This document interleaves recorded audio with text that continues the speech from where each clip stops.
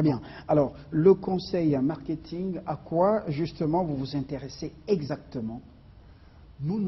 En termes de conseil en marketing, nous sommes plus dans une dimension stratégique. Parce que dans le marketing, il existe ce qu'on appelle le marketing opérationnel et le marketing stratégique. Dans le marketing opérationnel, c'est des actions que l'on mène sur terrain, notamment des publicités, notamment des promotions, des actions, et ainsi de suite. Alors que dans l'aspect stratégique, ce sont des orientations. On essaie de vous dire, si vous voulez communiquer, essayez plutôt d'utiliser tel angle de communication.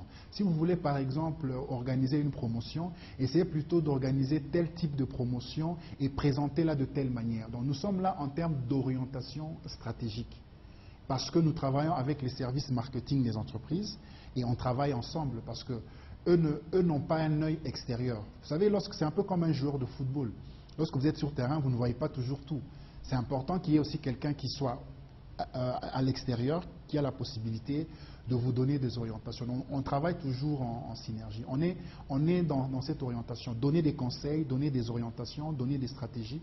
Bien sûr, on travaille en harmonie avec les services marketing des entreprises. Mais pour faire un tel travail, études des marchés, conseil à marketing, vous avez besoin, après une année sur terrain, vous avez besoin de combien de personnel permanent et non permanent, donc temporaire? Bon, en termes de personnel permanent, c'est une dizaine. Parce que dans une entreprise, comme toute autre entreprise, il faut avoir un administratif, il faut avoir un financier. Et nous, qui sommes un cabinet, nous avons pris comme orientation que toutes les activités qui ne sont pas essentielles, nous préférons les sous-traiter. Notamment l'aspect juridique, l'aspect comptabilité, l'aspect fiscalité, l'aspect nettoyage. Hein, ce sont des choses que ce n'est pas une activité qui nous concerne directement. Nous travaillons avec des consultants extérieurs, avec des maisons extérieures. Mais nous avons maintenant, à part l'administratif et le financier, ceux qui restent, ce sont des consultants en marketing.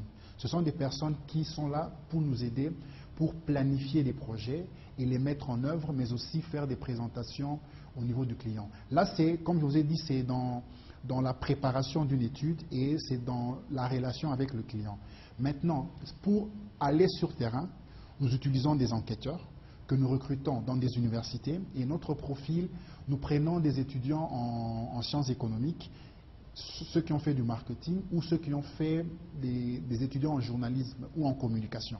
C'est là où généralement nous les recrutons, nous passons des appels dans des universités avec certains assistants qui nous aident et là, ils viennent chez nous, on leur fait passer un test d'évaluation. Dans le test d'évaluation, il y a d'abord un aspect connaissance pour savoir est-ce qu'ils écrivent quand même bien, parce qu'un enquêteur doit être capable de bien écrire. Hein? On s'assure qu'il écrit bien, on s'assure qu'il est quand même Ça sont les temporaires. Les temporaires, voilà. Oui. Et ces temporaires-là, ils entrent dans notre base de données. Ils sont payés par pige, comme on dit chez nous, dans notre jargon. Oui, ils sont payés par activité. Donc lorsqu'on a une activité, par rapport au profil, on les convoque et on travaille avec eux. Et ils sont toujours supervisés par les permanents. Ce qui fait que dans un projet, on peut se retrouver avec une cinquantaine de personnes, tandis que l'équipe permanente, on est une dizaine, comme je vous ai dit.